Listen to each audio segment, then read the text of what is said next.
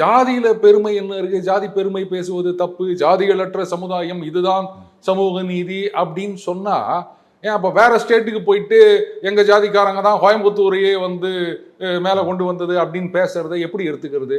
அவரும் எம்பி தானே, அவர் வந்து வட சென்னை எம்பி, இவங்க வந்து தூத்துக்குடி எம்பி. ஒருவேளை அவரையுமே வந்து கனிமொழி அவர்கள் ஏதாவது குறை சொல்லுகிறார்களா? ஏன் இன்னொருத்தர் நம்ம ஜாதிக்காரெல்லாம் வாங்க, நாங்க இருக்கும்போதே எங்களுக்கு எல்லாத்துலயும் கோட்டா இருக்குது, வந்து பண்ணிக்கங்க, நாம இந்த ஜாதின்னு சொல்லுங்க, நாங்க செஞ்சு கொடுக்குறோம் சொன்னாரா இல்லையா? இப்போ அந்த எலெக்ஷன் நேரத்துல வந்து ஜாதி சங்க தலைவர்கள் கிட்ட போயிட்டு ஆதரவு கேட்கறது, அதை எப்படிங்க எடுத்துக்க முடியும்? நீங்க ஜாதிகளற்ற சமுதாயம் இதுதான் சமூக நீதி அப்படின்னு சொன்னா அதை நீங்களே ஃபாலோ பண்ணலையே.